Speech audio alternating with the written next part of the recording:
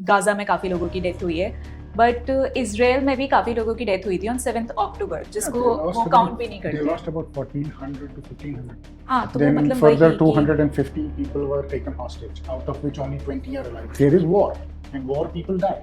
Gaza is one of the most populated places on earth if you look at population ratio by a square mile. ठीक है, per square mile में Gaza is the most populated country, most populated region in the world. One of the most. I would not claim it is the, but one of the most. So whenever, and then you are not fighting a conventional war with an army. There is a difference between when you fight armies. कितने लोग Iran Iraq sorry Israel Iran ने 12 दिन लड़ाई की, कितने civilian मारे? माचिस की डिब्बी होती तो मैं आपको बड़ा easy example, if there is a माचिस की डिब्बी और मैं इस रूम में उसको ऐसे करके फेंक दूं और मैं आपको बोलूं कि उसको 1 मिनट में पीले गिन के उठाओ, क्या उठा पाओगे? नहीं। मतलब 7 मिनट में 560 लाशें गिन लोगे 10 मिनट में। और ये 7 उन्होंने मिनट के क्लेम बाद करते हैं। 7 मिनट के बाद आप क्लेम कर दो कि 570 लोग मर गए, हॉस्पिटल कैसे? So propaganda. इवन इसको पाकिस्तान भी अगर इसका एग्जांपल लो तो उसको कश्मीर से रिलेट करता है, हाँ, जो कि तो बहुत वही बेसलेस दैट है। Is what I am telling. So उनका तो हमेशा से रहा है कि पैलेस्टीन और कश्मीर को लिंक करके, बट और सौरभ भास्कर तो वो मतलब ऐसा बोल सकते हैं कि वो क्यों सपोर्ट करती है, मतलब पैसा। पैसा। Simple, money, Muslim Brotherhood. Hello and welcome back to the new episode of pamphlet war room. मैं हूं रानो सिंह और आज हमारे साथ हैं राजा मुनी। हेलो। हेलो रानू, कैसे हो आप? मैं बढ़िया।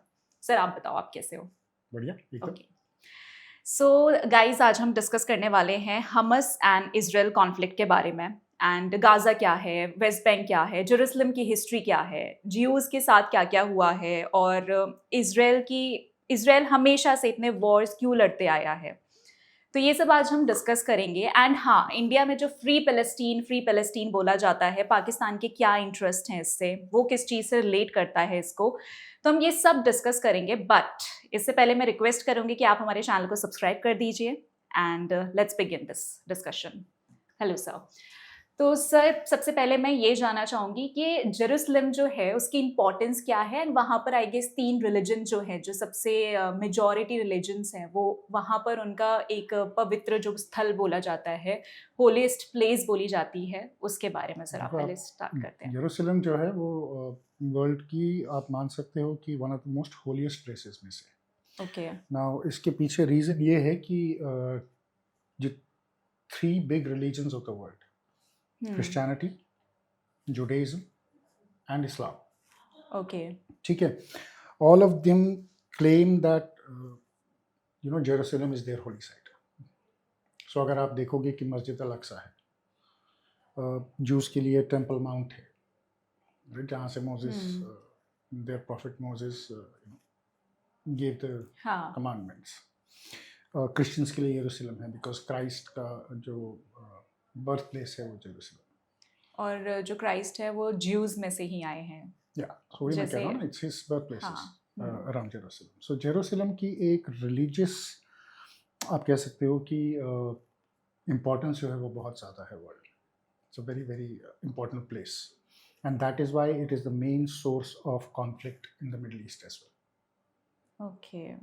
Yes.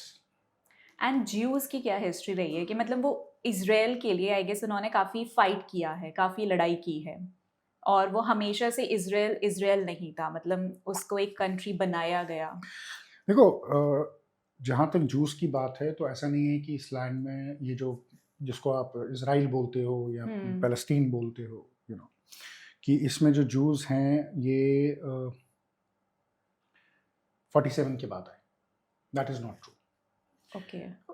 In fact first land rights जो जूस को इस एरिया में दिए थे वो अंडर ऑटोमन एम्पायर मिले थे, आई थिंक 1872 और 1875। I really don't remember the year, but it was about 1870s में था। This I remember very clearly. The first land right given to Jews की इस जगह जूस ज़मीन खरीद सकते हैं, वो उनको अंडर ऑटोमन एम्पायर मिला था, जो टर्की का था। ठीक है।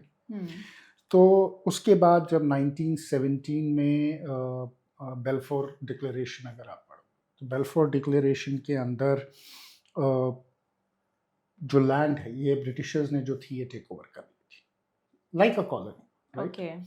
So till about 1936 they had taken this over, and by 1936 they wanted Jews to have a land for their own, and they were, playing with this idea, toying with this idea. This kept the Arab world a bit on the other side, Okay. and they were playing a bit with the Jews. Once the World War started, Hmm. in 1936 onwards, it was the Britishers who seized the rights of the Jews in that land to to buy more land, because उस time पे they needed the Arab support to defeat Hitler. Okay, so Hitler की Jews Britishers के साथ थे. हाँ, तो they played both sides, Britishers.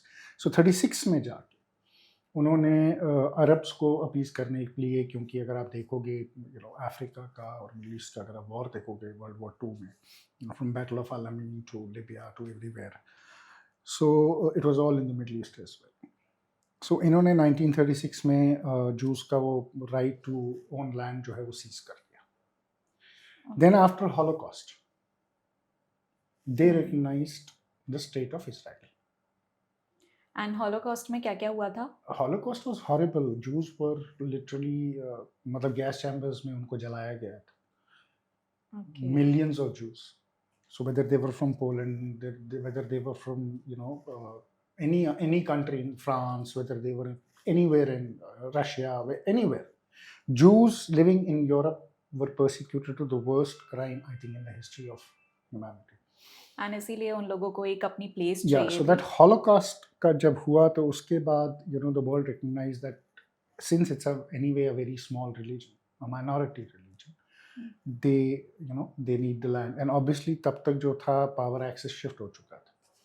तो for Britishers it suited to have a Jewish state among the among the Arabs. Okay. और Hitler क्यों Jews को इतना हेट करता था? Because he was a megalomaniac कह सकते हो आप, but somebody who thought that Jews are a source of all trouble in the world. उसकी mentality वैसी थी. Okay. He called himself a devout Christian, very And- orthodox Christian. Okay. So this is what I'm telling you.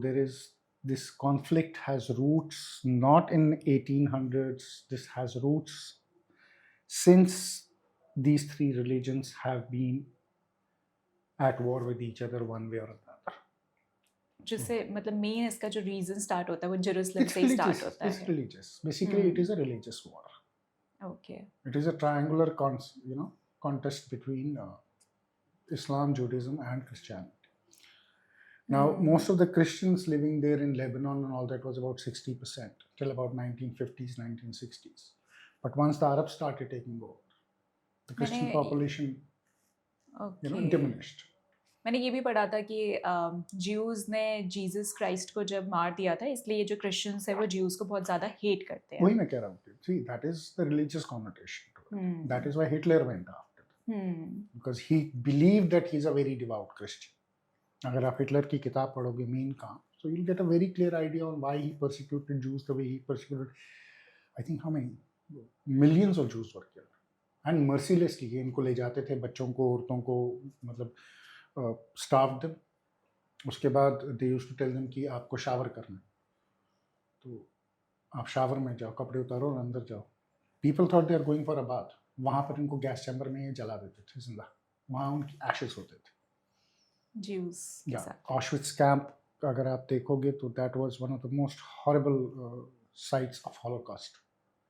I Okay. mean, it shocked the world beyond belief that what Hitler did with Jews. The brutality was unimaginable. And इसीलिए वो Britishers के साथ मिलकर चाहते थे कि हम लोगों को एक प्लेस मिल जाए. एंड फिर See, जो then it is all Israel- geopolitics. Then it Okay. is not about British से मिलकर या British से मिलकर. Once Hmm. things changed after World War II, then they got them in Israel. They gave them a state of Israel. They created two states, Palestine अलग था, Israel, and then the Arabs refused the state of Israel. So the first war between Israel and the Arabs started in 1949. When all the Arabs in this tiny land of Israel, the new country, they all invaded them. Okay. But the Jews fought really back and drove them away. And then they increased a bit of territory. Jews battles में काफी ज्यादा मतलब strong बोले जाते हैं. See, yeah, when you are fighting for your life, and your back is at your wall, you fight with all you have. Okay. So they fought with all they had and they won that war. One in a sense, they were able to survive that onslaught. And from there that conflict took root. So अगर आप देखोगे जो आज की date में जिसको हम so called Gaza बोलते हैं या वेस्ट बैंक बोलते हैं, you know from till 1967 there was no state of Palestine. Palestine की कौन बात करता था? ओके. क्योंकि जो वेस्ट बैंक है ये हमेशा से जॉर्डन का पार्ट रहा है. हाँ. जो गाजा है ये इजिप्ट का पार्ट था. सो सिनाई वॉर जब हुआ and Egypt took this land, you know Israel captured this land, तब जाके जो है एक डिमांड आपने देखी कि स्टेट ऑफ पैलेस्टीन. ओके, तब इन लोगों को हुआ था कि हाँ, हमें बट अगर अपना स्टेट चाहिए. आज भी अगर गाजा इजिप्ट के साथ जाके मिलेगा तो इजिप्ट तो नहीं बोलेगा कि स्टेट ऑफ पैलेस्टीन हमको देना. तब भी एग्जिस्ट नहीं करता. और पैलेस्टीन और ये स्टेट ऑफ मतलब गाजा में दो डिफरेंट पार्टीज को डिवाइड किया गया था. हमस गाजा के देखो पास था बेसिकली इफ और you see the Jordan river, hmm, ठीक है, which goes up in the West Bank in Jordan. So that whole area, which comes down Israel हाँ. till the coastline in Gaza. Okay. So what the Palestinians or claim is that this is whole of Palestine, this is our land. So that is why you have this slogan called "From river to the sea," oh. right? So it starts from the Jordanian river, ऊपर, and then it comes down right till the coast of Gaza.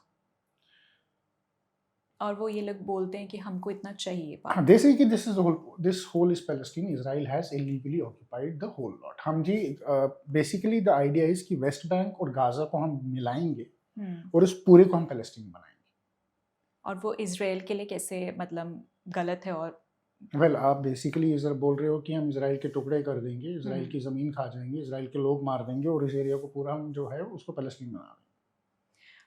Okay. And 7 अक्टूबर को start ये किसने किया था, मतलब जो हुआ था हमास. 7 अक्टूबर को? हमास ने. फिर उसके बाद ये क्यों बोला जाता है कि फ्री पैलेस्टीन, फ्री गाजा? देखो फ्री पैलेस्टीन फ्री गाजा जो है ये आज का स्लोगन नहीं है. If you remember Yasser Arafat होता था, पैलेस्टीन लिबरेशन ऑर्गेनाइजेशन होती थी, PLO, ठीक है. हाँ. This has always been the Arab, you can say, slogan. Because the Arabs have fought 3 wars with Israel. Jews are very strong. Yeah, they have lost all wars because obviously you had geopolitics. The Arabs were always supported by the Russians. The Americans had better tech and better military. So it is always a fight about technology. It's not about being strong or being weak, right? And they were always very small, intense war. So small, intense war always suits Israel. So Israelis were always able to beat them because they had better equipment, they had better, you know, war equipment, defense. They had better war strategy, better plans, and they won. They defeated. Okay. So ये एक conflict जो है ये Arab world में ना, आप मानो अगर हम नई न्यू हिस्ट्री की बात जब हम करते हैं, I'm not going back to 18th century, 19th century, but new century when I talk about after 1948, 47, you know, after the end of World War II. This became a political slogan in the whole of Arab land.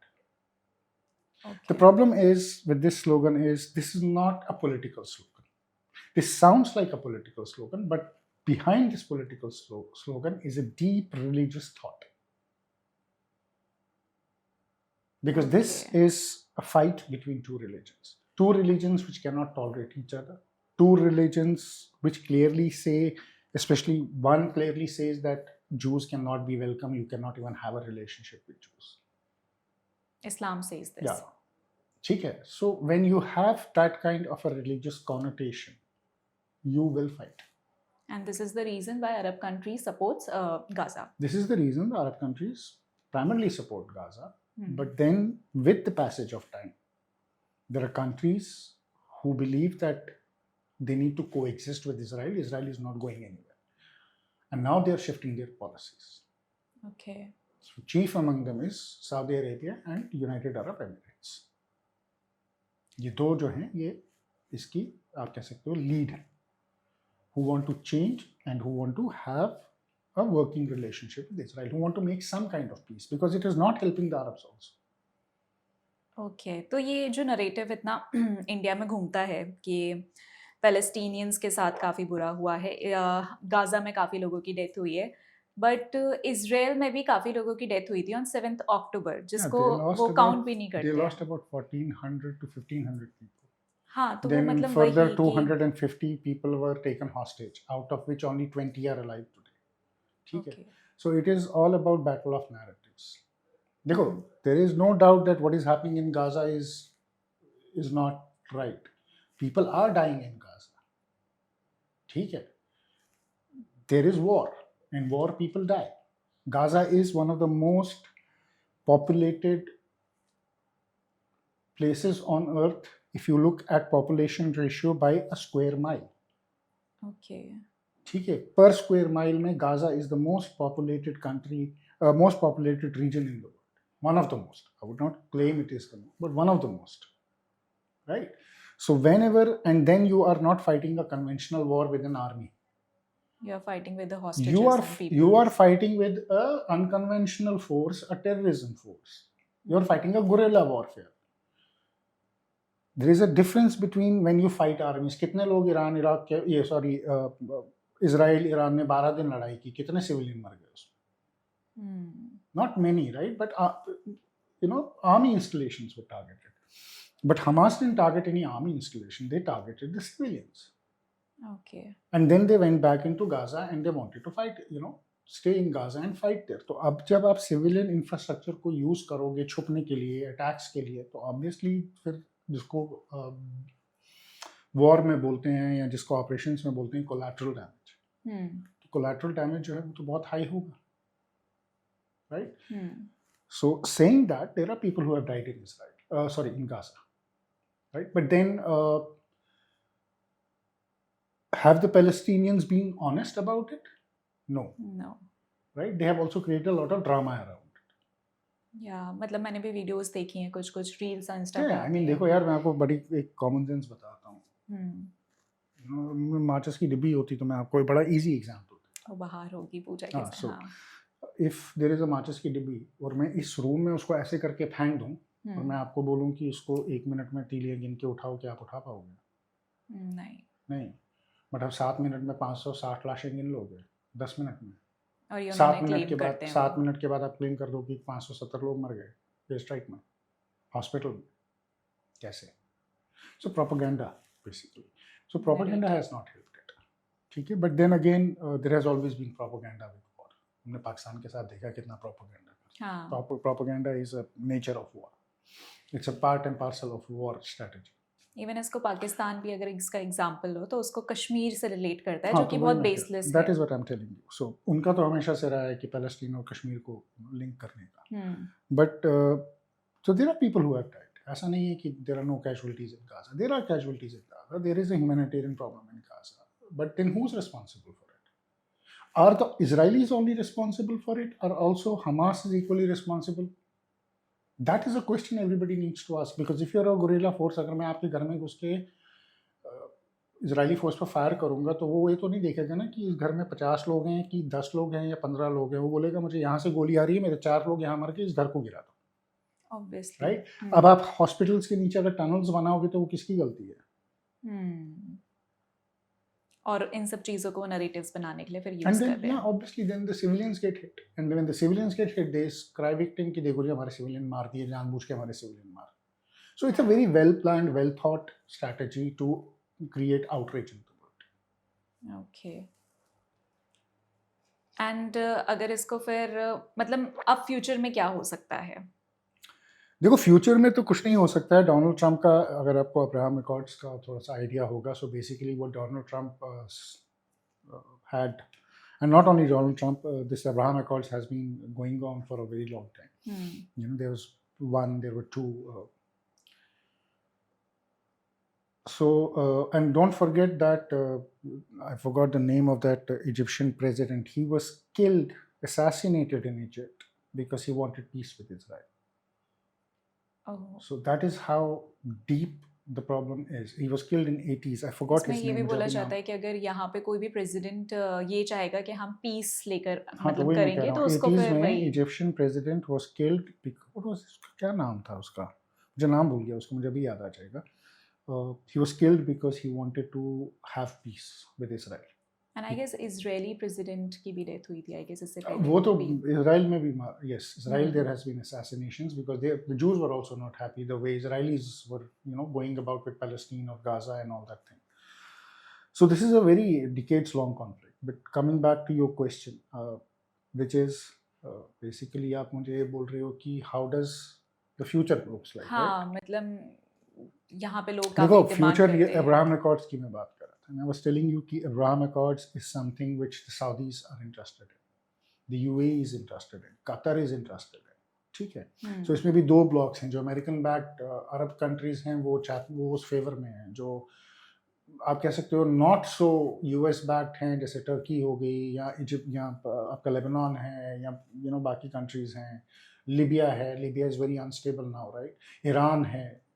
they don't want any kind of Abraham Accords. They are saying कि नहीं जिसका UN resolution में 2-state solution है कि Palestinians की अपनी state होगी और इजराइल अलग होगा, तो इसका वही सोल्यूशन होना चाहिए। इंडिया का भी हमेशा से स्टांस यही रहा है कि we will have a 2-state solution, we back that peace process, right? But अब कुछ दिन पहले डोनाल्ड ट्रंप ने 20-point पीस प्लान जो है वो सजेस्ट किया था, quote unquote Pakistan was the first country to support it. Okay. Now, Pakistan doesn't formally recognize Israel, but Pakistan was the first country to support Donald Trump's peace plan, which was basically advantage Israel. Pakistan's hypocrisy. Yeah, and today Pakistani Deputy Prime Minister has given a statement saying that Pakistani Prime Minister supported it without reading or without reviewing what the plan was. उसको पता ही नहीं था plan क्या, उसने ऐसे ही support कर दिया Twitter पे, इसलिए हम नहीं मानते, हम पूरा सपोर्ट जो है हम फुली उस चीज़ को सपोर्ट नहीं करते। तो ये पाकिस्तान के हाल है। बट उसके अलावा अगर आप देखोगे अरब कंट्रीज़ में ऑलमोस्ट एवरीबॉडी जो in the world major countries they backed it, from Europe to India backed it, prime minister Modi का ट्वीट था, ठीक है, Saudi Arabia backed it, Indonesia backed it, UAE backed it, Qatar backed it, everybody backed it. But I think what has happened in that is that Netanyahu has said two-state solution cannot be a solution to Israel-Palestinian conflict. Now the Arabs were hoping that there would be a chance कि ये two-state solution पे कहीं जाकर बात जो है टके। Since Netanyahu has made that statement, Arab countries are having a cold feet. Okay. पहले कतर ने शुरू किया कि we are not sure. फिर पाकिस्तान पीछे हो गया, ठीक है। तो अरब कंट्रीज ने थोड़ा थोड़ा अपना डिस्टेंस इस 20 पीस प्लान से बनाया। बट इस 20-point पीस प्लान में प्रॉब्लम ये है रानू कि यू हैव वन जो कहता है कि अब्राहम अकॉर्ड्स इज ओके और 20 पीस प्लान जो गाजा के लिए है, जो बेसिकली प्लान ये है कि उसमें they are asking Hamas to surrender to release all hostages in 72 hours, उसमें से 48 आवर्स से ऊपर हो चुके हैं, ठीक है। उसके बाद दे आर सेइंग हमास को कि you surrender all your weapons and we will let you go. Then उसमें ये है कि 385 prisoners plus another 28, which amounts to about 405 people, hardcore as well as softcore Hamas supporters. Israel will release them from their jails. उसमें ये है कि Palestinian authority जो West Bank को गवर्न करती है और हमास का कोई भी पॉलिटिकल रोल नहीं रहेगा, कोई अपोलिटिकल पार्टी चूज करेगी अमेरिका, जिसमें वो जो वहाँ पे गवर्न करेगी। उसके बाद उसमें ये भी है कि डोनाल्ड ट्रंप ये कहता है कि एक वर्ल्ड पीस बोर्ड बनेगा, वर्ल्ड या sort of a peace board बनेगा जिसको मैं हेड करूँगा, और उसमें टोनी ब्लेयर जो है वो उसको ओवरसी करेगा, और टोनी ब्लेयर जो है वो now see where the Britishers are coming back, now join the dots here. Tony Blair जो है वो उसको ओवरसी करेगा, और हम लोग जी हमारी सुपरविजन में मिडिल ईस्ट में इस्लामिक फोर्सेस बनेंगी, जॉइंट इस्लामिक फोर्सेस या ISF बोलते हैं, इस्लामिक सिक्योरिटी फोर्सेस, ठीक, जिसमें हर अरब कंट्री जो है और हर मुस्लिम कंट्री जो है कंट्रीब्यूट करेगी। वो सिक्योरिटी जो गाजा के अंदर है उसका टेक केयर करेंगे। इजराइल कहता है कि जितनी पेरिफेरी है, जो बॉर्डर्स हैं, उस पर हम अपनी सिक्योरिटी रखेंगे और अंदर जो है वो अरब वर्ल्ड आकर करेगा। उसका ये मतलब है कि अगर गाजा के अंदर फ़लस्तीन के लिए प्रोटेस्ट होता है, गाजा के अंदर anybody who picks up arms for the cause of Palestine, ये जो इस्लामिक फोर्सेस हैं, they have to fight them. Okay. No Arab will fight them, only the Pakistanis will.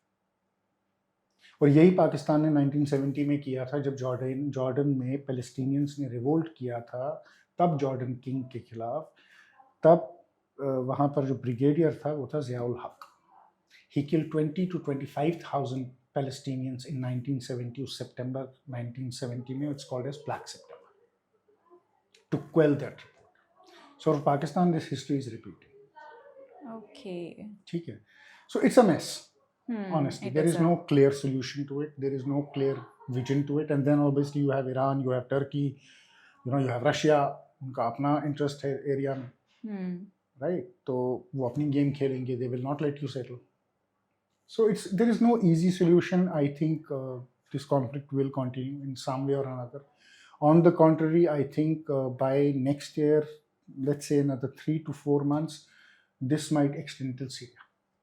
And इसमें इंडिया का क्या टेक है? India का take बड़ा simple है. India wants peace. India supports two-state solution. Okay. But then India is also open to 20-point peace plan, which basically ultimately leads to Abraham Accords. So as long as there is peace between Israel and people of Palestine, and both can live in dignity, I don't think India has any problem. India has a role of peacemaker, no other role in this. And यहाँ पर फिर जो India में स्वरा भास्कर जैसे लोग भी हैं, even मतलब जेंजी में भी बोल सकते हैं, जो अपने बायो में फ्री पैलेस्टीन लगाते हैं, रील भी शेयर करते हैं. तो आई जस्ट समटाइम्स फील कि ये लोग कितना ब्रेन वॉश्ड और नरेटिव्स में आकर इतना सपोर्ट कर रहे हैं. और हाँ, और स्वरा भास्कर तो वो मतलब ऐसा बोल सकते हैं कि वो क्यों सपोर्ट करती है, मतलब पैसा, simple money, Muslim brotherhood. Because उन्होंने बांग्लादेशी हिंदूज के बारे में कुछ नहीं बोला. नहीं, वो मुझे आप एक चीज बताओ, स्वरा भास्कर बात करती है पैलेस्टीन की. 7 लाख मुस्लिम मर गए सीरिया में पिछले 10 साल में.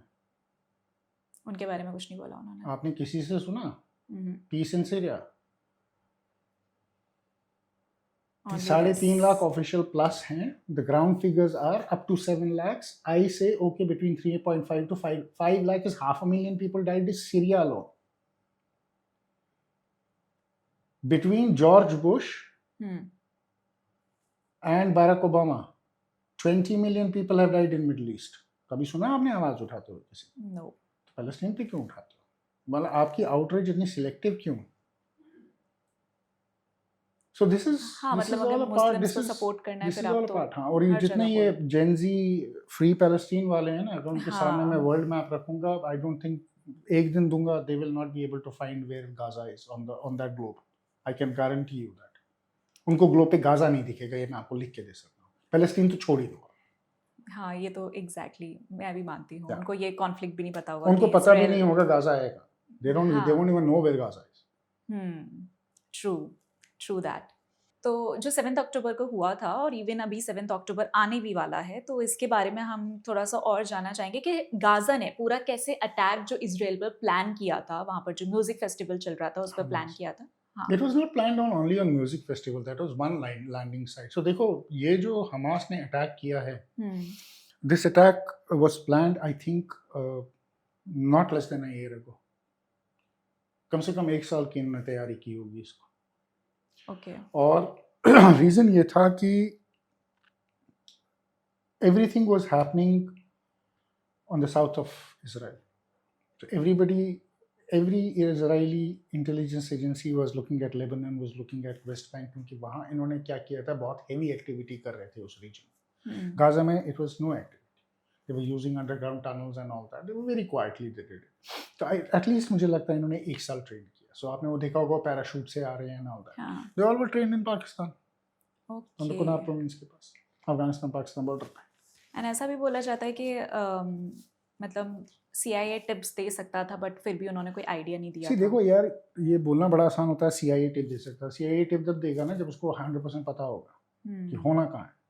इंटेलिजेंस वर्ल्ड में there is intel, actionable intel. ठीक है, there is a difference. There is a tip, there is intel, there is actionable intel. Actionable intel का मतलब ये होता है कि you know where what is going to happen and you prevent it. ठीक है. इंटेल आपके पास दिन में, आपकी इंटेलिजेंस एजेंसीज के पास दिन में मेरे ख्याल से 10,000 इंटेलिजेंस ये आती होंगी, इंटेल आती होगी, यहाँ होगा, यहाँ होगा, यहाँ होगा, यहाँ होगा. उसको आपको मैप भी तो करना है कि कैसे होगा, क्यों होगा, आपको उसको फॉलो भी तो करना है, होगा या नहीं होगा, फॉल्स ट्रू व्हाटएवर, किस लेवल का थ्रेट है वो भी आपको देखना है. ठीक है. ओके. And थ्रेट परसेप्शन क्या है वो भी देखना है, राइट? अब the problem with between Israel and Gaza is, अच्छा ये देखो आप कि गाजा में कोई प्रॉब्लम इजराइलीज डिडंट एक्सपेक्ट, क्योंकि इजराइल ने ये रीजन जो है 2016 में छोड़ दिया था।